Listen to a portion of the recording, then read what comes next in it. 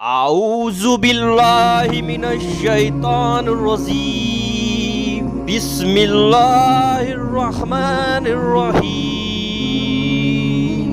قصہ حضرت انس بن نضر رضی اللہ تعالی عنہ کی شہادت کا۔ حضرت انس بن نضر رضی اللہ تعالی عنہ ایک صحابی تھے جو بدر کی لڑائی میں شریک نہیں ہو سکے تھے۔ ان کو اس چیز کا صدمہ تھا، اس پر اپنے نفس کو ملامت کرتے تھے کہ اسلام کی پہلی عظیم الشان لڑائی اور تو اس میں شریک نہ ہو سکا۔ ان کی تمنا تھی کہ کوئی دوسری لڑائی ہو تو حوصلے پورے کروں۔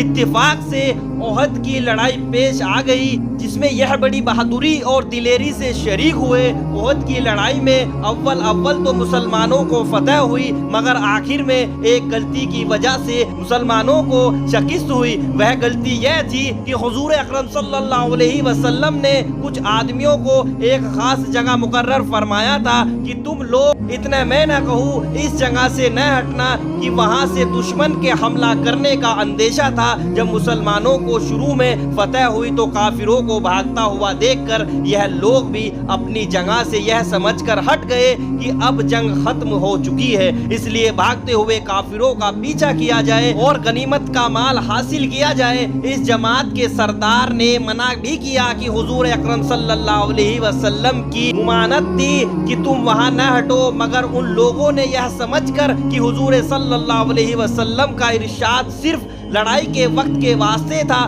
وہاں سے ہٹ کر میدان میں پہنچ گئے۔ بھاگتے ہوئے کافروں نے ان جگہ کو خالی دیکھ کر اس طرف سے آ کر حملہ کر دیا۔ مسلمان بے فکر تھے، اس اچانک بے صبری کے حملے میں مغمول ہو گئے اور دونوں طرف سے کافروں کے بیچ میں آ گئے، جس کی وجہ سے ادھر ادھر پریشان بھاگ رہے تھے۔ حضرت انس رضی اللہ تعالی عنہ نے دیکھا کہ سامنے سے ایک دوسرے صحابی حضرت سعد بن معاذ رضی اللہ تعالی عنہ آ رہے ہیں۔ ان سے کہا کہ یہ سعد کہاں جا رہے ہو؟ خدا کی قسم جنت کی خوشبو احد کے پہاڑ سے آ رہی ہے۔ یہ کہہ کر ایک تلوار تو ہاتھ میں تھی، کافروں کے ہجوم میں گھس گئے اور جب تک شہید نہیں ہو گئے واپس نہیں ہوئے۔ شہادت کے بعد ان کے بدن کو دیکھا گیا تو چھلنی ہو گیا۔ 80 سے زیادہ زخم تیر اور تلواروں کے بدن پر تھے۔ ان کی بہن نے انگلیوں کے پوروں سے ان کو پہچانا۔ فائدہ جو لوگ اخلاص اور سچی طلب کے ساتھ اللہ کے کام میں لگ جاتے ہیں ان کو دنیا ہی میں جنت کا مزہ آنے لگتا ہے۔ یہ حضرت انس بن رضی اللہ تعالی عنہ کی زندگی میں جنت کی خوشبو سونگ رہے تھے۔